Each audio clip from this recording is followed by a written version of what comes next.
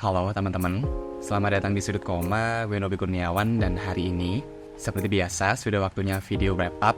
Dan untuk kasusnya video satu ini, akan ngebahas buku-buku apa aja yang udah gue selesaikan di bulan Juni kemarin.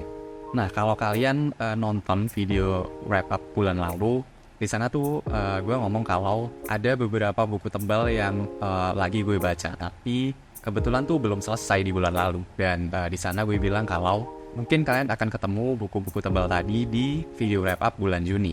Dan ya, ternyata benar, buku-buku tebal tadi tuh baru selesai di bulan Juni, walaupun belum semua. Masih ada beberapa buku tebal lain yang sampai sekarang belum selesai. Mungkin kalian akan ketemu buku-buku tadi di wrap up bulan depan atau bulan depannya lagi. Tapi ya intinya di video wrap up bulan ini gue menyelesaikan 3 buku yang relatif tebal menurut gue pribadi. Awalnya gue nganggep bahwa gue hanya akan membaca buku-buku tebal aja gitu di bulan ini. Tapi ternyata gue menyisipkan ada 2 bahan bacaan yang relatif pendek sebagai palette cleanser lah, sebagai jeda sebelum gue memulai baca buku-buku tebal lainnya. Dan mungkin disclaimer dulu kali ya, buku-buku yang gue anggap tebal di sini tuh belum tentu teman-teman lain anggap tebal. Patokan gue sebagai pembaca dengan pace baca gue yang sekarang tuh seperti ini. Buku-buku yang di bawah 200 halaman akan gue kategorikan sebagai bacaan ringan.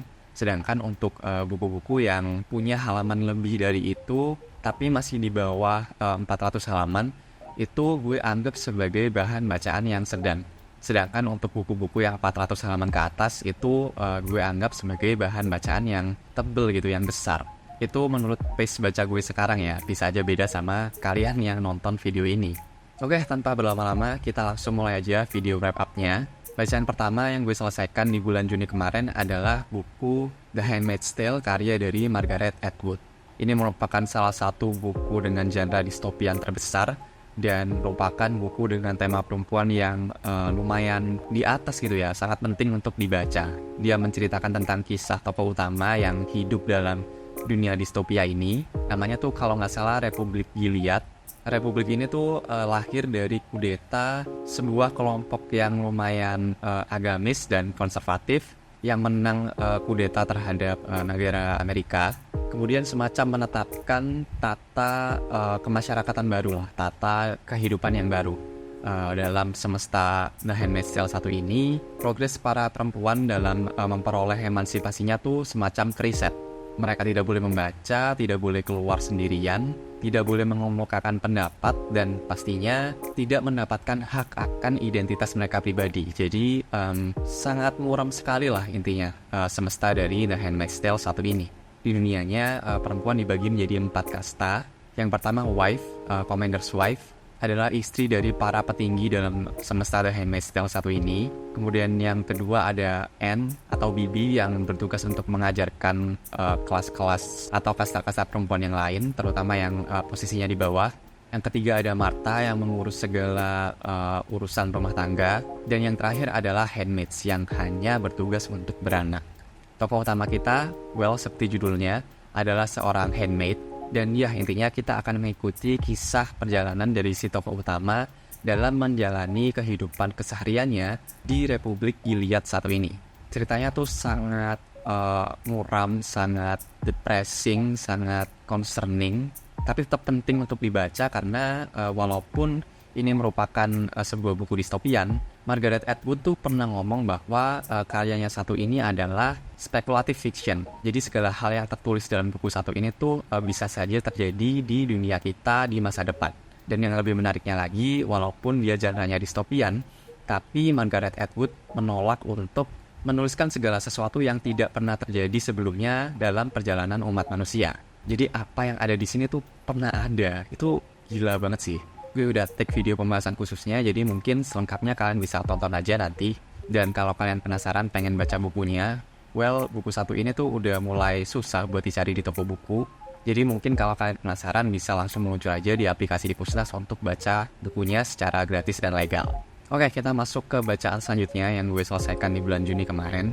Seperti yang udah gue bilang sebelumnya, di antara buku-buku tebal yang gue baca, gue ada baca 1 buku yang relatif singkat dan ringan gitu. Dan setelah baca The Handmaid's Tale tadi, gue baca komik judulnya Tuwaga. Dia komik lokal, karya dari Cahya Ferdian. Ini gue baca waktu ikut acaranya komunitas baca komik lokal yang di Jogja. Padahal di sana tuh gue sebenarnya pengen window shopping aja sih, pengen baca sekilas gitu loh komik yang ada di sana. Baru setelahnya gue akan coba beli sendiri komiknya untuk baca penuh sampai selesai. Tapi nggak tahu kenapa untuk judul satu ini tuh gue tertarik dan pengen langsung baca sampai akhir gitu. Komik satu ini merupakan komik yang menceritakan tentang kisah keseharian dari anak-anak yang masih sekolah. Tagline dari komik Tuaga ini tuh cerita seusai bermain. Jadi di dalamnya kita akan dapat 3 cerita yang mana berisikan kegiatan-kegiatan yang dulunya tuh kita pernah ngalamin gitu, main, kemudian permasalahan-permasalahan di sekolah, dan di akhirnya tuh semacam ada pesan yang ingin disampaikan oleh tiap ceritanya. Tapi yang gue suka di sini tuh pesannya nggak terkesan pesan yang ingin disampaikan, nggak kayak gitu, nggak berasa disuap, tapi lebih ke ya udah kita baca satu kisah yang disampaikan aja, dan di akhirnya tuh baru berasa oh ternyata di sana ada pesannya loh. Dan cara penyampaiannya pun seamless dan relatif warm, jadi nggak berasa ya sekali lagi nggak kayak wejangan gitu lah. Sebenarnya komik satu ini tuh ada di acara Komik Para 4 kemarin, tapi sayangnya gue nggak beli. Nyesel banget. Mungkin kedepannya kalau gue ketemu sama komik ini lagi, gue akan pasti beli sih. So ya itu tadi untuk bacaan kedua. Yang ketiga, gue baca buku fantasy anak, judulnya The Golden Compass. Kalau nggak salah autornya tuh Philip Pullman. Ini merupakan buku pertama dalam serial trilogi His Dark Material. Mungkin teman-teman tuh lebih familiar dengan adaptasinya, baik series terbarunya di HBO kalau nggak salah, atau filmnya dulu yang somehow gue inget tuh sering tayang di Trans TV. Gue sih awal kenalnya dari situ ya dulu. Dan saat gue tahu bahwa bukunya tuh tersedia dalam versi Indonesia dan bisa diakses, dibaca secara gratis di aplikasi Pusnas, ya gue baca aja. Sekalian nostalgia lah, karena gue inget tuh gue suka banget sama seri satu ini. Dia berasa magical, unsur adventure-nya tuh strong banget lah intinya. Gue bacain blurb singkat di belakang bukunya ya. Ketika temannya Roger lenyap, Lyra dan demonnya Pantalaimon bertekad menemukannya. Pencarian itu membawa mereka ke alam utara yang dahsyat, muram, tapi menakjubkan. Tempat beruang-beruang berbaju besi menguasai dunia es, dan ratu-ratu penyihir berterbangan di langit yang membeku, serta tempat sekelompok ilmuwan melakukan eksperimen mengerikan. Lyra berhasil melalui berbagai kengerian ini, tapi sesuatu yang lebih berbahaya menunggunya. Sesuatu yang tak pernah terbayangkan olehnya. Itu untuk blurb singkat ceritanya. Gue tuh ngerasa seri satu ini tuh underrated banget, bahkan lebih terkubur dari Narnia, walaupun menawarkan sebuah perjalanan fantasy anak yang sangat menarik gitu menurut gue pribadi ya. Judul satu ini pasti akan gue bahas di channel Sudut Koma, jadi mungkin teman-teman bisa tungguin aja video pembahasan khususnya. Sekarang kita lanjut ke bacaan bulan Juni selanjutnya. Next gue ada baca manga Look Back dari Tatsuki Fujimoto. Kayaknya udah banyak ya yang tahu soal judul satu ini karena beberapa waktu lalu sempat booming banget gara-gara film animasinya kalau nggak salah. Dia adalah judul one shot yang gue sih ngerasa ceritanya lebih ke seinen ya, yang lebih ke drama, yang lebih grounded, bukan sesuatu yang besar fantasy seperti judul-judul shonen lainnya. Tapi somehow di bukunya tuh ada logo Shonen Jump, jadi gue rada bingung. Walaupun mungkin udah banyak yang tahu judulnya, tahu Look Back satu ini, gue akan tetap baca blurb singkat di belakang bukunya. Di sebuah desa kecil, Fujino yang percaya diri terhadap kemampuan menggambarnya bertemu Kiyomoto yang selalu absen sekolah. Keduanya yakin akan saling mendukung satu sama lain, sampai kapanpun. Namun terjadilah peristiwa itu.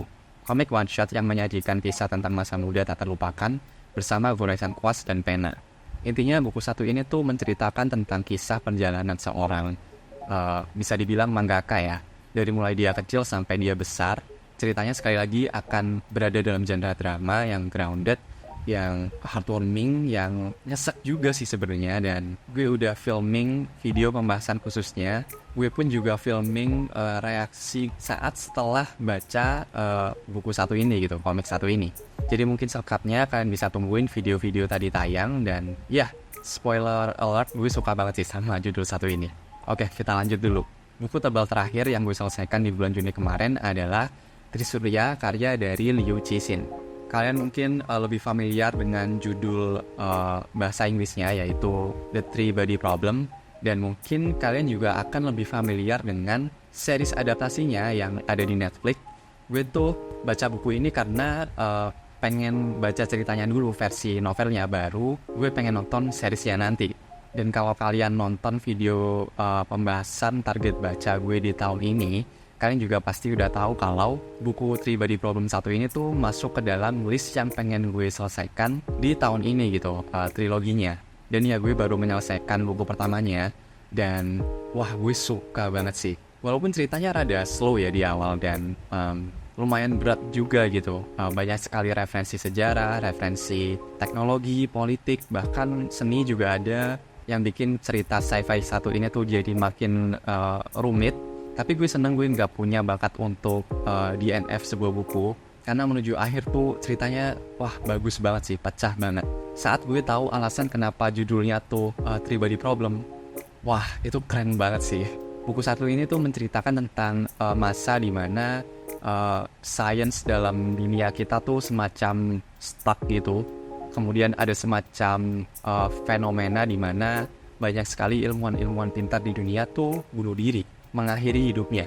Nah, kita akan diajak untuk mengikuti dan mencari tahu apa sih misteri di balik semua ini. Kalau kalian suka sama buku-buku sci-fi, gue sangat highly recommend buku satu ini karena memang banyak sekali mendapat pujian gitu. Di belakang bukunya sih ada pujian dari The Wall Street Journal, kemudian ada dari Barack Obama, kemudian ada dari Hideo Kojima. Buat teman-teman yang suka game pasti familiar dengan nama tadi. Dan ya itu aja sih, gue pasti akan bikin video pembahasan khususnya, jadi ditunggu aja. Dan ya itu tadi kelima buku yang berhasil gue selesaikan di bulan Juni kemarin. Ada 3 buku tebal dan 2 buku yang relatif ringan di antaranya. Nah, buat teman-teman yang sudah nonton videonya sampai di sini, kira-kira buku mana di antara judul-judul yang tadi udah gue mention yang kalian pengen penasaran, dan buku-buku mana yang kalian udah baca, bisa tulis di kolom komentar bawah. Kalian baca apa aja di bulan Juni kemarin, bisa tulis juga di kolom komentar bawah. Dan ya mungkin itu aja sih. Seperti biasa, terima kasih sudah dengerin. Gue Nobby Kurniawan dan sampai jumpa di halaman selanjutnya. Thank you.